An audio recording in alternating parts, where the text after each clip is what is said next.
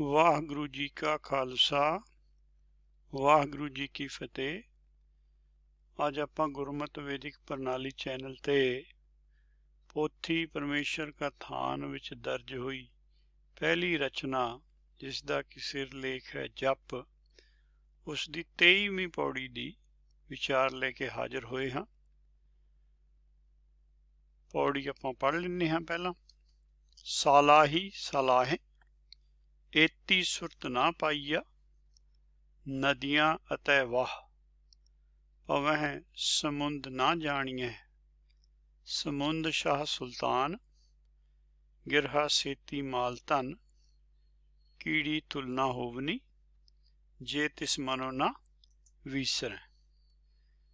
ਹੁਣ ਇਸ ਪੌੜੀ ਦਾ ਜੋ ਥੀਮ ਹੈ ਉਹ 22ਵੀਂ ਪੌੜੀ ਤੋਂ ਇਨੀਸ਼ੀਏਟ ਹੋ ਗਿਆ ਸੀ।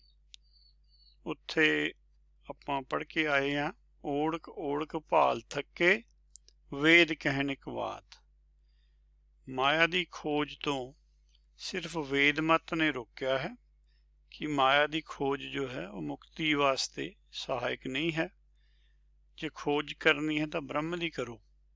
ਇਸ ਮਨ ਕੋ ਖੋਜੋ ਭਾਈ। ਉਹ ਗੁਰਮਤ ਦਾ ਜਾਂ ਵੇਦ ਮਤ ਦਾ ਇਹੀ ਸਾਨੂੰ ਸੁਜੈਸ਼ਨ ਹੈ ਜਾਂ ਉਪਦੇਸ਼ ਹੈ ਕਿ ਆਪਣਾ ਬ੍ਰਹਮ ਖੋਜੋ। ਖੋਜਣ ਲਈ ਬੁੱਧੀ ਚਾਹੀਦੀ ਹੈ, ਬੁੱਧੀ ਨੂੰ ਗਿਆਨ ਚਾਹੀਦਾ, ਉਹ ਗੁਰਬਾਣੀ ਵਿੱਚ ਹੈ। ਉਸ ਗਿਆਨ ਤੋਂ ਫਿਰ ਬੁੱਧੀ ਅੱਗੇ ਵਿਕਾਸ ਕਰਦੀ ਹੈ।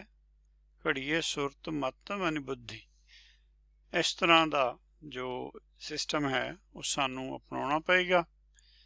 ਸੋ ਮਾਇਆ ਦੀ ਖੋਜ ਕਰਨ ਦੀ ਲੋੜ ਨਹੀਂ ਹੈ, ਕਿਉਂਕਿ ਜਿਨ੍ਹਾਂ ਨੇ ਕੀਤੀ ਹੈ ਉਹ ਬੇਅੰਤ ਕਹਿ ਕੇ ਹੀ ਆ ਗਏ ਹਨ। ਪਰ ਜਿਨ੍ਹਾਂ ਨੇ ਮਾਇਆ ਝੂਠੀ ਮੰਨੀ ਹੈ ਭਗਤਾਂ ਨੇ, ਉਹਨਾਂ ਨੇ ਮਾਇਆ ਦੀ ਖੋਜ ਸ਼ੁਰੂ ਹੀ ਨਹੀਂ ਕੀਤੀ। ਸਾਰੀ ਜਿੰਨੀ ਉਹਨਾਂ ਦੀ ਐਨਰਜੀ ਸੀ ਉਹ ਬ੍ਰਹਮ ਦੀ ਖੋਜ 'ਚ ਰਹੀ ਹੈ, ਤਾਂ ਹੀ ਉਹਨਾਂ ਨੂੰ ਬ੍ਰਹਮ ਗਿਆਨ ਵੀ ਪ੍ਰਾਪਤ ਹੋ ਗਿਆ। ਆਪਾਂ ਵੀ ਇਹੀ ਤਰੀਕਾ ਅਡੋਪਟ ਕਰਨਾ ਚਾਹੀਦਾ ਆਪਾਂ ਨੂੰ। ਅਗਲਾ ਜਿਹੜਾ ਕਨਸੈਪਟ ਸੀਗਾ, ਨਾਨਕ ਵੱਡਾ ਆਖੀਐ ਆਪੇ ਜਾਣੇ ਆਪ। ਹੁਣ ਨਾਨਕ ਜੀ ਕਿਸੇ ਨੂੰ ਵੱਡਾ ਆਖ ਰਹੇ ਨੇ। ਜੇ ਨਾਨਕ ਜੀ ਆਪੇ ਗੁਰੂ ਨੇ, ਫਿਰ ਉਹ ਕਿਹਨੂੰ ਵੱਡਾ ਆਖ ਰਹੇ ਨੇ? ਇਹ ਵੀ ਆਪਾਂ ਗੁਰਬਾਣੀ 'ਚੋਂ ਹੀ ਖੋਜਣਾ। ਅਸੀਂ ਗੁਰਬਾਣੀ 'ਚੋਂ ਜਦੋਂ ਨਹੀਂ ਖੋਜਦੇ, ਸਾਡੀ ਭਾਸ਼ਾ ਜੋ ਹੈ ਉਹ ਸਿਮਰਤ ਸ਼ਾਸਤਰ ਵਾਲੀ ਹੋ ਜਾਂਦੀ ਹੈ। ਸਿਮਰਤ ਸ਼ਾਸਤਰ ਵਿੱਚ ਜੋ ਜੂਨ 'ਚ ਹੈ ਉਹਨੂੰ ਗੁਰੂ ਕਿਹਾ ਹੋਇਆ ਹੈ, ਪਰ ਜੋ ਮਤ ਆਪਾਂ ਫੋਲੋ ਕਰਦੇ ਹਾਂ ਇਹਦੇ ਵਿੱਚ ਗੁਰੂ ਸਿਰਫ ਸ਼ਬਦ ਨੂੰ ਕਿਹਾ ਹੋਇਆ। ਜੋ ਜੂਨ 'ਚ ਆਏ ਹੈ ਔਰ ਫੇਰ ਪੂਰਨ ਬ੍ਰਹਮ ਹੋਏ ਨੇ, ਉਹਨਾਂ ਨੂੰ ਸਤਿਗੁਰ ਕਿਹਾ। ਨਾਨਕ ਜੀ ਦੇ ਬਾਰੇ ਲਿਖਿਆ ਭੱਟਾਂ ਨੇ, ਸਤਿਗੁਰ ਨਾਨਕ ਭਗਤੀ ਕਰੀ ਇੱਕ ਮਨ, ਤਨ ਮਨ ਧਨ ਗੋਬਿੰਦ ਦਿਓ। ਸੋ ਆਪਾਂ ਨੂੰ ਗੁਰਬਾਣੀ ਤੋਂ ਪੜ੍ਹਨਾ ਚਾਹੀਦਾ, ਗੁਰਬਾਣੀ ਨੂੰ ਨਹੀਂ ਪੜ੍ਹਨਾ ਚਾਹੀਦਾ। ਤਾਂ ਹੀ ਆਪਣੇ ਜਿਹੜੇ ਅਰਥ ਨੇ ਉਹ ਅਜੇ ਤੱਕ ਠੀਕ ਨਹੀਂ ਹੋਏ। ਸਾਡੀ ਸਮਝ ਜੋ ਹੈ ਗੁਰਬਾਣੀ ਦੇ ਮੁਤਾਬਿਕ ਨਹੀਂ ਚੱਲਦੀ। ਅਸੀਂ ਕੋਈ ਚੀਜ਼ ਖੋਜਦੇ ਹਾਂ, ਉਹ ਇੱਕ ਅੱਧਾ ਸ਼ਬਦ ਤਾਂ ਠੀਕ ਆ ਜਾਂਦਾ ਹੈ, ਉਸ ਤੋਂ ਬਾਅਦ ਉਹਦਾ ਆਪਾ ਵਿਰੋਧ ਸ਼ੁਰੂ ਹੋ ਜਾਂਦਾ ਹੈ। ਇਸ ਗੱਲ ਤੋਂ ਬਚਣ ਲਈ ਆਪਾਂ ਕੋਸ਼ਿਸ਼ ਇਹੀ ਕਰਦੇ ਹਾਂ ਕਿ ਗੁਰਬਾਣੀ ਨੂੰ ਗੁਰਬਾਣੀ 'ਚੋਂ ਖੋਜਿਆ ਜਾਏ। ਜੋ ਗੁਰਬਾਣੀ ਸਮਝਾ ਰਹੀ ਹੈ ਉਹ ਸਮਝਿਆ ਜਾਏ। ਜੋ ਬਾਹਰ ਸਿਮਰਤ ਸ਼ਾਸਤਰ 'ਚ ਲਿਖਿਆ ਉਹ ਅਸੀਂ ਤਿਆਗ ਦਈਏ। ਪੋਥੀ ਪਰਮੇਸ਼ਰ ਕਾ ਥਾਨ। ਹੁਣ ਇਹ ਪੰਕਤੀ ਦਰਜ ਹੋਈ ਹੈ ਪੰਨਾ 2226 ਤੇ। ਪੰਚਮ ਪਾਤਸ਼ਾਹ ਨੇ ਦਰਜ ਕੀਤੀ ਹੈ ਤੇ ਦਰਜ ਪਰਮੇਸ਼ਰ ਕਰਵਾ ਰਹੇ ਨੇ। ਇਹ ਰਚਨਾ ਦਾ ਨਾਂ ਹੈ ਜਿਹੜੀ ਆਪਾਂ ਪੜ੍ਹਦੇ ਹਾਂ, ਪੋਥੀ ਹੈ। ਪਰ ਇਹ ਪੋਥੀ ਆਮ ਨਹੀਂ ਹੈ, ਪਰਮੇਸ਼ਰ ਕਾ ਥਾਨ ਹੈ। ਸੋ ਪੋਥੀ ਪਰਮੇਸ਼ਰ ਕਾ ਥਾਨ, ਇਹਦਾ ਆਪਾਂ ਨੂੰ ਲਾਭ ਕੀ ਹੋਏਗਾ? ਸਾਧ ਸੰਗੀ, ਜਿਹੜਾ ਸਾਡਾ ਮਨ ਹੈ ਉਹ ਸਾਧਿਆ ਜਾਏਗਾ। ਸਾਧ ਕੇ ਸੰਗੀ ਇਹਦੇ ਅਰਥ ਬਣਦੇ ਆ। ਜਿਹੜਾ ਮਨ ਹੈ, ਸਭ ਤੋਂ ਪਹਿਲਾਂ ਮਨ ਨੂੰ ਸਾਧਣ ਦੀ ਲੋੜ ਹੈ, ਕਿਉਂਕਿ ਮਮਾ ਮਨ ਸਿਉ ਕਾਜ ਹੈ, ਮਨ ਸਾਧੇ ਸਿੱਧੀ ਹੋਏ। ਅਗਲਾ ਹੀ ਜੋ ਸਟੈਪ ਆਉਣਾ ਹੈ ਗੁਰਮਤ ਵਿੱਚ, ਉਹ ਮਨ ਦੇ ਸਾਧਣ ਤੋਂ ਬਾਅਦ ਆਉਣਾ। ਜਦੋਂ ਮਨ ਸਾਧਿਆ ਜਾਂਦਾ ਉਹ ਫਿਰ ਕੀ ਕਰਦਾ? ਗਾਵਹਿ ਗੁਣ ਗੋਬਿੰਦ। ਉਹ ਫਿਰ ਆਪਣੇ ਮੂਲ ਦੇ ਗੁਣ ਗਾਉਣੇ ਸ਼ੁਰੂ ਕਰਦਾ, ਕਿਉਂਕਿ ਉਹਨੂੰ ਇਹ ਗੱਲ ਦ੍ਰਿੜ ਹੋ ਜਾਂਦੀ ਹੈ ਕਿ ਮਨ ਤੂੰ ਜੋਤ ਸਰੂਪ ਹੈ, ਆਪਣਾ ਮੂਲ ਪਛਾਣ। ਜਿਹੜਾ ਉਹਦਾ ਮੂਲ ਹੈ ਉਹਨੂੰ ਹਰ ਵੀ ਕਿਹਾ ਹੋਇਆ, ਉਹਨੂੰ ਗੋਬਿੰਦ ਵੀ ਕਿਹਾ ਹੋਇਆ। ਗੁਰਬਾਣੀ 'ਚ ਗੋਬਿੰਦ ਜੋ ਸ਼ਬਦ ਹੈ ਉਹ ਰਾਮ ਵਾਸਤੇ ਆ ਰਿਹਾ। ਬਾਕੀ ਸਿਮਰਤ ਸ਼ਾਸਤਰ 'ਚ ਗੋਬਿੰਦ ਸ਼ਬਦ ਕ੍ਰਿਸ਼ਨ ਵਾਸਤੇ ਆਉਂਦਾ। ਸੋ ਅਸੀਂ ਉੱਥੋਂ ਅਰਥ ਲੈ ਕੇ ਗੁਰਬਾਣੀ ਦੀ ਨਿਰਾਦਰੀ ਨਹੀਂ ਕਰ ਸਕਦੇ। ਗੁਰਬਾਣੀ ਨੇ ਆਪਣੇ ਅਰਥ ਆਪ ਹੀ ਦੱਸੇ ਹੋਏ ਨੇ। ਉਹੀ ਤਰੀਕਾ ਸਾਨੂੰ ਅਪਣਾਉਣਾ ਚਾਹੀਦਾ ਸੀ। ਅਸੀਂ ਉਹ ਤੋਂ ਵਿਸਲ ਰਹੇ ਹਾਂ। ਹੁਣ ਕੋਸ਼ਿਸ਼ ਕਰ ਰਹੇ ਹਾਂ ਅਸੀਂ ਕਿ ਉਹ ਜੋ ਪਿੱਛੇ ਗਲਤੀਆਂ ਹੋਈਆਂ ਉਹਨਾਂ 'ਤੇ ਆਪਾਂ ਕੁਛ ਨਾ ਕੁਛ ਪਹਿਲਾਂ ਨਾਲੋਂ ਉੱਚੀ ਗੱਲ ਕਰੀਏ ਤਾਂ ਕਿ ਇਹ ਸਾਡੀ ਸਮਝ ਵਧੇ। ਸੋ ਹੋਣਾ ਕੀ ਚਾਹੀਦਾ ਸੀ, ਪੋਥੀ ਪਰਮੇਸ਼ਰ ਕਾ ਥਾਨ 'ਚੋਂ ਸਮਝ ਲੈਣੀ ਸੀ। ਅਸੀਂ ਸਮਝ ਤਾਂ ਲਈ ਨਹੀਂ, ਮੱਥਾ ਟੇਕਣਾ ਸ਼ੁਰੂ ਕਰਤਾ। ਉਹ ਤੋਂ ਸਾਡਾ ਗਿਆਨ ਨਹੀਂ ਵਧਿਆ। ਉਹ ਆਪੇ ਦੱਸਦੇ ਨੇ ਕਿ ਇਹ ਤੋਂ ਲੈਣਾ ਕੀ ਹੈ। ਆਪਣਾ ਸੰਗੀ ਹੈ ਜਿਹੜਾ ਮਨ, ਉਹਨੂੰ ਸਾਧੋ, ਫਿਰ ਮਨ ਆਪਣੇ ਮੂਲ ਦੇ ਗੁਣ ਗਾਏਗਾ। ਜਦੋਂ ਮਨ ਮੂਲ ਦੇ ਗੁਣ ਗਾਉਂਦਾ, ਮੂਲ ਵਿੱਚ ਸਮਾ ਜਾਂਦਾ, ਉਹਨੂੰ ਕਹਿੰਦੇ ਆ ਪੂਰਨ ਬ੍ਰਹਮ। ਹੁਣ ਪੂਰਨ ਬ੍ਰਹਮ ਨੂੰ ਦੋ ਪਦਾਰਥ ਮਿਲ ਚੁੱਕੇ ਨੇ, ਇਹ ਸਚਿਆਰਾ ਹੋ ਚੁੱਕਿਆ ਹੈ। ਪਦਾਰਥ ਜਿਹੜੇ ਚਾਰ ਹਨ ਉਹ ਆਪਾਂ ਵਿਜ਼ੀਬਲੀ ਵੀ ਅੱਜ ਦੇਖ ਲਾਂਗੇ। ਹੁਣ ਉਹਨੂੰ ਗਿਆਨ ਦੀ ਲੋੜ ਹੈ। ਇਸ ਗਿਆਨ ਤੇ ਔਂਕੜ ਹੈ। ਹੁਣ ਇਹ ਜਿਹੜਾ ਗਿਆਨ ਹੈਗਾ ਇਹ ਸੱਚਖੰਡ ਤੋਂ ਆਏਗਾ। ਸੋ ਇਹ ਗਿਆਨ ਹੁਣ ਪੂਰਨ ਬ੍ਰਹਮ ਨੂੰ ਮਿਲੇਗਾ। ਇਹ ਸਾਨੂੰ ਉਪਦੇਸ਼ ਹੈਗਾ। ਜਿਹੜਾ ਪੂਰਨ ਬ੍ਰਹਮ ਹੈ ਉਹ ਹੀ ਵੇਦ ਹੈ। ਇਹ ਜਦੋਂ ਅਸੀਂ ਸ਼ਬਦ ਲਿਖਿਆ ਪੂਰਨ ਬ੍ਰਹਮ ਅਲੱਗ-ਅਲੱਗ ਕਰਕੇ ਲਿਖਿਆ ਪੋਥੀ ਵਿੱਚ, ਕਿਉਂਕਿ ਜਿਨ੍ਹਾਂ ਨੇ ਪਾਤਸ਼ਾਹੀ ਕੀਤੇ ਉਹਨਾਂ ਨੂੰ ਸ਼ਾਇਦ ਇਸ ਗੱਲ ਦਾ ਬੋਧ ਨਹੀਂ ਸੀ ਕਿ ਪੂਰਨ ਬ੍ਰਹਮ ਜਿਹੜਾ ਹੈਗਾ ਉਹ ਸਮਾਸ ਸ਼ਬਦ ਹੈ। ਸੋ ਇਹਨੂੰ ਇਸ ਤਰ੍ਹਾਂ ਹੀ ਲਿਖਿਆ ਜਾਣਾ ਚਾਹੀਦਾ ਸੀ। ਉਹ ਪੂਰਨ ਬ੍ਰਹਮ ਨੂੰ ਹੁਣ ਅੱਗੇ ਪਰਮੇਸ਼ਰ ਗਿਆਨ ਦੇਵੇਗਾ। ਇਹਦੇ ਨਾਲ ਜੋ ਆਪਾਂ ਪੌੜੀ ਕਰ ਰਹੇ ਸੀ, ਸ਼ੁਰੂ ਕੀਤੀ ਸੀ ਕਿ ਸਾਲਾ ਹੀ ਸਾਲਾ ਏਤੀ ਸੁਰਤ ਨਾ ਪਾਈ ਆ, ਉਹਦੀ ਹੁਣ ਪੂਰਨ ਬ੍ਰਹਮ ਜੋ ਹੈ ਉਹ ਵੇਦ ਜੋ ਹੈ ਉਹ ਹੁਣ ਸ਼ਬਦ ਦੀ ਸਲਾਹਣਾ ਕਰਦਾ। ਤੇ ਸ਼ਬਦ ਦੀ ਸਲਾਹਣਾ ਕਿਉਂ ਕਰਦਾ? ਇਹ ਨਹੀਂ ਕਿ ਉਹ ਸ਼ਬਦ ਦਾ ਵੋਲਿਊਮ ਜਾਂ ਸਾਈਜ਼ ਲੱਭਣਾ ਚਾਹੁੰਦਾ, ਉਹ ਸ਼ਬਦ ਵਿੱਚ ਸਮਾਉਣਾ ਚਾਹੁੰਦਾ। ਇਹ ਸਿਰਫ ਗੁਰਮਤਿ ਹੀ ਹੈ ਜਿਹਦੇ ਵਿੱਚ ਕਿ ਪਰਮੇਸ਼ਰ ਕਿੱਡਾ ਵੱਡਾ ਹੈ ਇਹ ਅਸੀਂ ਬੁੱਝ ਨਹੀਂ ਸਕਦੇ। ਤਾਂ ਹੀ ਉਹਦਾ ਅੱਗੇ ਦ੍ਰਿਸ਼ਟਾਂਤ ਦਿੱਤਾ ਕਿ ਨਦੀਆਂ ਅਤੇ ਵਾਹ ਪਵੇਂ ਸਮੁੰਦਰ ਨਾ ਜਾਣੀਏ। ਜਦੋਂ ਸਮੁੰਦਰ 'ਚ ਮਿਲ ਜਾਂਦੀਆਂ ਉਹਨਾਂ ਦੀ ਵੱਖਰੀ ਹੋਂਦ ਨਹੀਂ ਰਹਿੰਦੀ। ਪੂਰਨ ਬ੍ਰਹਮ ਦੀ ਹੋਂਦ ਜੋ ਹੈ ਪਾਰ ਬ੍ਰਹਮ 'ਚ ਸਮਾ ਜਾਂਦੀ ਹੈ। ਪੂਰਨ ਬ੍ਰਹਮ ਨੂੰ ਇਹ ਲੋੜ ਨਹੀਂ ਰਹਿੰਦੀ ਵੀ ਕਿੱਡਾ ਵੱਡਾ ਹੈ ਪਾਰ ਬ੍ਰਹਮ। ਉਹ ਤਾਂ ਜਿੱਡਾ ਵੱਡਾ ਹੋਵੇ, ਜਿਵੇਂ ਮਛਲੀ ਹੈ, ਜਿੱਡਾ ਵੱਡਾ ਸਮੁੰਦਰ ਹੋਵੇ ਉਹਨੂੰ ਤਾਂ ਆਨੰਦ ਹੈ ਕਿ ਉਹ ਕੰਢਾ ਹੀ ਨਾ ਦਿਖੇ, ਨਹੀਂ ਤਾਂ ਉਹ ਕੰਢਿਆਂ 'ਤੇ ਵੱਜਦੀ ਫਿਰੇਗੀ। ਸੋ ਇਹ ਭਗਤਾਂ ਨੇ ਗੱਲ ਮੰਨੀ ਹੈ, ਆਪਾਂ ਨੂੰ ਉਹਨਾਂ ਨੇ ਦੱਸੀ ਹੈ। ਹੁਣ ਆਪਾਂ ਜਿਹੜਾ ਸ਼ਬਦ ਵਾਹ ਹੈਗਾ ਇਹਦਾ ਥੋੜ੍ਹਾ ਵਿਸ਼ਲੇਸ਼ਣ ਕਰ ਲਈਏ। ਵਾਹ ਸ਼ਬਦ ਦੋ ਜਗ੍ਹਾ ਮੁਕਤਾ ਆਉਂਦਾ ਹੈ। ਇੱਥੇ ਆਪਾਂ ਦੇਖ ਸਕਦੇ ਹਾਂ ਕਿ ਜਿਹੜਾ ਸ਼ਬਦ ਵਾਹ ਆਪਾਂ ਪਿੰਕ 'ਚ ਹਾਈਲਾਈਟ ਕੀਤਾ ਹੋਇਆ ਉਹਦੇ 'ਤੇ ਆਪਾਂ ਕੌਨਸਨਟਰੇਟ ਕਰੀਏ। ਨਦੀਆਂ ਅਤੇ ਵਾਹ, ਇੱਕ ਤਾਂ ਆਹ ਵਾਹ ਆਇਆ ਹੋਇਆ, ਇਹ ਦੇਖੋ ਇਹ ਮੁਕਤਾ ਹੈ। ਉਸ ਤੋਂ ਬਾਅਦ ਇਹ ਪੌੜੀ ਜਾਂ ਪੌੜੀ 23 'ਚ ਆਇਆ। ਇੱਕ ਜਗ੍ਹਾ ਇਹ ਹੋਰ ਗੁਰੂ ਨਾਨਕ ਜੀ ਨੇ ਵਰਤਿਆ ਸ਼ਬਦ, ਉੱਥੇ ਨਦੀਆਂ ਵਾਹ ਵਿਛੁੰਨੀਆਂ ਮੇਲਾ ਸੰਜੋਗੀ ਰਾਮ। ਨਦੀਆਂ ਤੋਂ ਵਿਛੜੇ ਹੋਏ ਬਹਿਣਾ ਦਾ ਨਦੀਆਂ ਨਾਲ ਮੋੜ ਜੋ ਉਹਨਾਂ ਨੇ ਅਰਥ ਕੀਤੇ ਹੈ, ਗੱਲ ਇੱਥੇ ਥੋੜ੍ਹੀ ਡਿਫਰੈਂਟ ਹੈ। ਨਦੀਆਂ ਜੋ ਹਨ ਉਹ ਬੁੱਧੀ ਨੂੰ ਕਿਹਾ ਗਿਆ, ਵਾਹ ਜਿਹੜਾ ਹੈਗਾ ਉਹਦਾ ਅਸਲ ਵਿੱਚ ਮਨ ਹੁੰਦਾ। ਉਹ ਫਿਰ ਵਿਛੜੀਆਂ ਹੋਈਆਂ ਸੰਜੋਗ ਦੇ ਨਾਲ ਹੀ ਮਨ ਬੁੱਧੀ ਜੋ ਹੈ ਉਹ ਰਾਮ 'ਚ ਸਮਾਉਂਦੀ ਹੈ। ਇਹ ਸਾਡਾ ਨੇਮ ਹੈ। ਸੋ ਇਹ ਗੱਲਾਂ ਵੀ ਸਾਨੂੰ ਨਾਲ ਦੀ ਨਾਲ ਯਾਦ ਰੱਖਣੀਆਂ ਪੈਣਗੀਆਂ ਕਿ ਗੱਲ ਨਿਰਾਕਾਰੀ ਵੀ ਵਿੱਚ ਛੁਪੀ ਹੋਈ ਹੈ ਕਿ ਸਿਰਫ ਨਦੀ ਜਾਂ ਵਾਹ ਕਹਿਤਾ ਤਾਂ ਕੋਈ ਗੱਲ ਬਣ ਰਹੀ ਹੈ। ਸੋ ਇਹ ਸ਼ਬਦ ਜੋ ਹੈ ਇਹ ਆਉਂਦਾ ਹੈਗਾ ਛੋਟੀ ਜਿਹੜੇ ਬਹਿਣ ਹੈ, ਉਹ ਸਭ ਤੋਂ ਛੋਟਾ ਬਹਿਣ ਸਾਡੇ ਬ੍ਰਹਮ 'ਚ ਸਾਡਾ ਮਨ ਹੈ। ਉਹ ਤੋਂ ਵੱਡੀ ਬੁੱਧੀ ਹੈ, ਉਹ ਤੋਂ ਵੱਡਾ ਮੂਲ ਹੈ, ਮੂਲ ਨੂੰ ਦਰਿਆਓ ਕਿਹਾ ਹੋਇਆ। ਅਤੇ ਜਿਹੜਾ ਪਾਰ ਬ੍ਰਹਮ ਹੈ ਉਹ ਸਾਗਰ ਹੈ। ਇਹ ਸਭ ਵਹਿਣ ਹੈ ਜਿਨ੍ਹਾਂ ਦੇ ਵਿੱਚ ਕੁਛ ਵੋਲਿਊਮ ਹੁੰਦਾ ਹੈ। ਸੋ ਇਸ ਤਰ੍ਹਾਂ ਗੁਰਬਾਣੀ ਨੇ ਮੈਟਾਫੋਰਿਕਲੀ ਸਾਨੂੰ ਗੱਲਾਂ ਸਮਝਾਈਆਂ ਹੋਈਆਂ। ਹੁਣ ਇੱਕ ਹੋਰ ਸ਼ਬਦ, ਉਹੀ ਵਾਹ ਸ਼ਬਦ ਜਦੋਂ ਆਪਾਂ ਔਂਕੜ ਲਾ ਕੇ ਲਿਖਦੇ ਹਾਂ ਇਹਦਾ ਸ਼ਬਦ ਦਾ ਅਰਥ ਬਿਲਕੁਲ ਡਿਫਰੈਂਟ ਹੋ ਜਾਂਦਾ ਹੈ। ਇਹਨੂੰ ਕੁਛ ਲੋਕ ਵਾਹੋ ਵੀ ਪੜ੍ਹਦੇ ਨੇ, ਪਰ ਹਾਹੇ ਦਾ ਜਿਹੜਾ ਔਂਕੜ ਹੈ ਉਹਦੀ ਹੋੜੇ ਦੀ ਆਵਾਜ਼ ਨਹੀਂ ਹੋਣੀ ਚਾਹੀਦੀ, ਵਾਹ ਅਤੇ ਵਾਹ ਹੋਣਾ ਚਾਹੀਦਾ, ਤਾਂ ਕਿ ਸੁਣਨ ਵਾਲੇ ਨੂੰ ਪਤਾ ਲੱਗ ਜਾਵੇ ਕਿ ਉੱਥੇ ਕੋਈ ਮਾਤਰਾ ਹੈ। ਸੋ ਸਤਿਗੁਰ ਸੱਚੇ ਵਾਹ। ਹੁਣ ਸੱਚੇ ਵਰਡ ਪਲੂਰਲ ਹੈ।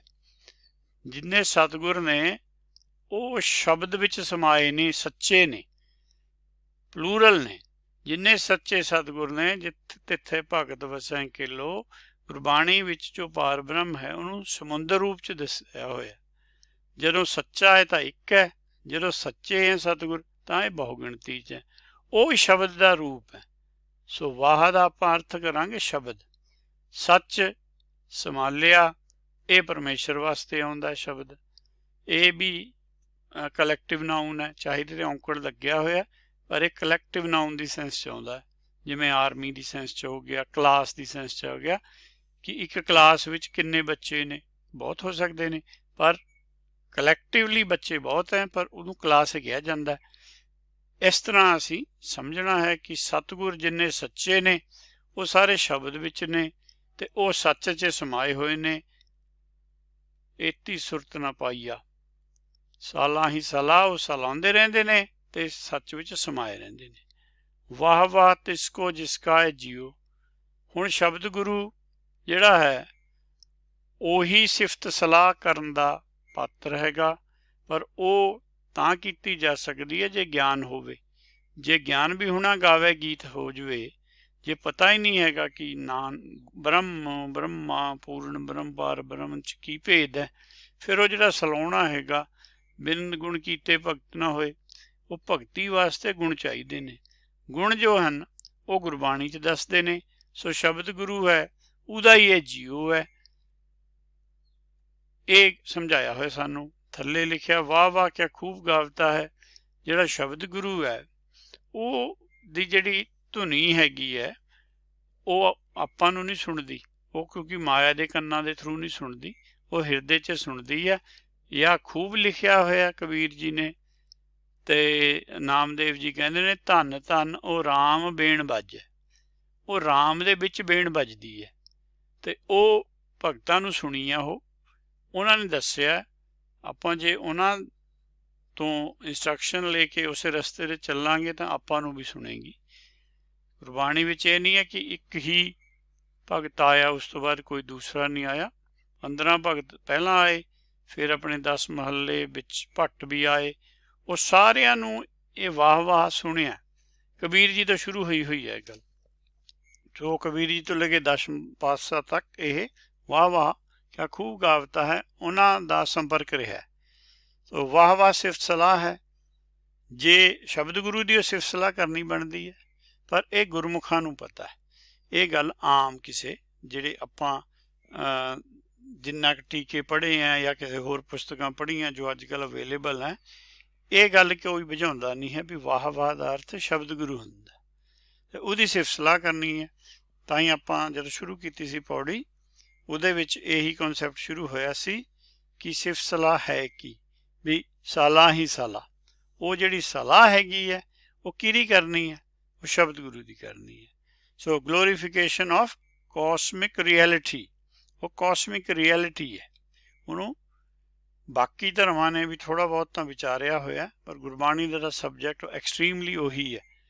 ਵਾਹੀ ਹੁਣ ਸ਼ਬਦ ਵਾਹ ਦੇ ਨਾਲ ਇਸ ਰੂਪ 'ਚ ਸਾਨੂੰ ਮਿਲਦੇ ਨੇ। ਇੱਕ ਜਗ੍ਹਾ ਕਬੀਰ ਜੀ ਨੇ ਵਾਹੀ ਵਰਤਿਆ, ਵਹਿ ਜਾਂ ਉਸ ਨੂੰ। ਵਾਹ ਇਹ ਆਪਾਂ ਹੁਣ ਕੀਤਾ, ਇਹਦਾ ਅਰਥ ਹੈ ਵਹਿਣ ਤੇ ਨਾਲੇ। ਸੋ ਇਹ ਸ਼ਬਦ ਤੋਂ ਅਲੱਗ ਰੱਖਣ ਦੀ ਕੋਸ਼ਿਸ਼ ਹੈ। ਜਦੋਂ ਵਾਹੇ ਲਿਖਦੇ ਨੇ ਉਹ ਸਿਹਾਰੀ ਨਾਲ ਲਿਖਦੇ ਨੇ ਤੇ ਉਹਦਾ ਅਰਥ ਹੈ ਅਨਹਤ ਨਾਦ, ਪਰ ਉਹਦੀ ਪ੍ਰੋਨੰਸੀਏਸ਼ਨ ਅਸੀਂ ਵਾਹ ਕਰਨਾ, ਵਾਹੇ ਨਹੀਂ ਕਰਨਾ, ਕਿਉਂਕਿ ਉਹ ਫਿਰ ਉਹਦੇ 'ਤੇ ਇੱਕ ਹੋਰ ਮਾਤਰਾ ਦੀ ਆਵਾਜ਼ ਦੇਣ ਲੱਗ ਜਾਂਦਾ। ਸਿਹਾਰੀ ਦੀ ਆਵਾਜ਼ ਹੋਰ ਹੁੰਦੀ ਹੈ, ਲਾਂ ਦੀ ਆਵਾਜ਼ ਹੋਰ ਹੁੰਦੀ ਹੈ। ਸੋ ਇਹ ਸਾਰੀਆਂ ਜੋ ਗੱਲਾਂ ਸਾਨੂੰ ਸਮਝਾਈਆਂ ਹੋਈਆਂ ਇਹ ਆਪਾਂ ਉਸੇ ਹੀ ਰੂਪ 'ਚ ਸਮਝਾਂਗੇ। ਸੋ ਵਾਹ ਜੋ ਹੈਗਾ ਉਹਦਾ ਅਰਥ ਆਪਾਂ ਕੀਤਾ ਉਹ ਸ਼ਬਦ ਦੀ ਸੈਂਸ 'ਚ ਆਉਂਦਾ। ਸੋ ਵਾਹ ਵਾਹ ਜਦੋਂ ਆਏਗਾ ਉਹ ਸ਼ਬਦ ਗੁਰੂ ਦੀ ਸੈਂਸ 'ਚ ਆਉਂਦਾ। ਇਹ ਸਾਡੇ ਕੋਲ ਵਾਹ ਵਾਹ ਜਿਹੜਾ ਸ਼ਬਦ ਹੈ ਉਹ 70 ਵਾਰ ਕੰਬੀਨੇਸ਼ਨ 'ਚ ਆਉਂਦਾ, ਕਿਉਂਕਿ ਉਹ ਬਾਰ-ਬਾਰ ਦ੍ਰਿੜ ਕਰਾਉਂਦੇ ਆ ਕਿ ਸ਼ਬਦ ਗੁਰੂ ਜਿਹੜਾ ਹੈ ਉਹ ਸਭ ਤੋਂ ਉੱਚੀ ਹਸਤੀ ਹੈ ਗੁਰਮਤਿ ਵਿੱਚ। ਸੋ ਨਾਨਕ ਜੀ ਜਾਂ ਬਾਕੀ ਸਭ ਭਗਤ ਨੇ ਜਾਂ ਸਤਿਗੁਰ ਨੇ, ਉਹ ਸ਼ਬਦ ਵਿੱਚ ਉਹਨਾਂ ਦੀ ਸੁਰਤ ਲੀਨ ਹੈ ਤੇ ਭਾਵੇਂ ਸਮੁੰਦ ਨਾ ਜਾਣੀਏ, ਆਪਣੀ ਉਹਨਾਂ ਦੀ ਹੋਂਦ ਕੋਈ ਨਹੀਂ ਹੈ। ਹੁਣ ਗੁਰਬਾਣੀ ਵਿੱਚ ਆਪਾਂ ਇਹ ਵੀ ਪੜ੍ਹਦੇ ਹਾਂ, ਪਾਰ ਬ੍ਰਹਮ ਗੁਰ ਨਾਹੀ ਭੇਦ। ਗੁਰ ਹੈ ਉੱਧਰ, ਪਾਰ ਬ੍ਰਹਮ ਹੈ ਸਮੁੰਦਰ ਬੂੰਦ ਵਿੱਚ ਜਾਂ ਬੂੰਦ ਸਮੁੰਦਰ 'ਚ ਹੈ, ਇਹ ਕਹਿਣਾ ਚਾਹੁੰਦੇ ਨੇ। ਵਾਹਿਗੁਰੂ ਕੌਸਮਿਕ ਰਿਐਲਿਟੀ ਹੈ ਤੇ ਕੌਸਮੋਸ ਸ਼ਬਦ ਦਾ ਜੋ ਅਰਥ ਹੈ ਉਹ ਬਣਦਾ ਹੈ is originally a Greek word meaning both order and world, because the ancient Greeks thought that the world was perfectly harmonious and impeccably put in order. ਸੋ ਉਹਨਾਂ ਨੂੰ ਇਸ ਗੱਲ ਦਾ ਗਿਆਨ ਸੀ ਕਿ ਕਿਸੇ ਨੇ ਇਹਨੂੰ ਆਰਡਰ 'ਚ ਬਣਾਇਆ। ਸੋ ਜਿਹੜੀ ਉਹ ਆਰਡਰ 'ਚ ਰੱਖਣ ਵਾਲੀ ਚੀਜ਼ ਹੈ, ਜਿਹਨੂੰ ਆਪਾਂ ਹੁਕਮ ਕਹਿੰਦੇ ਹਾਂ, ਉਹਨਾਂ ਦਾ ਥੋੜ੍ਹਾ ਬਹੁਤ ਉਹਨਾਂ ਨੂੰ ਬੋਧ ਰਿਹਾ। ਸੋ ਗੁਰਬਾਣੀ ਨੇ ਇਹਨੂੰ ਹੋਰ ਵੀ ਜ਼ਿਆਦਾ ਇਹਦਾ ਖੁਲਾਸਾ ਕੀਤਾ ਹੈ। ਹੁਣ ਜਦੋਂ ਆਪਾਂ ਫਤਿਹ ਗਜਾਉਂਦੇ ਹਾਂ, ਆਪਾਂ ਨੂੰ ਕਲੀਅਰ ਹੋਣਾ ਚਾਹੀਦਾ ਕਿ ਇਕੱਲੇ ਇਕੱਲੇ ਮੀਨਿੰਗ ਦਾ ਵਰਡ ਦਾ ਕੀ ਮੀਨਿੰਗ ਹੈ। ਵਾਹਿਗੁਰੂ ਜੀ ਕਾ ਖਾਲਸਾ, ਖਾਲਸਾ ਛੋਟਾ, ਵਾਹਿਗੁਰੂ ਵੱਡਾ।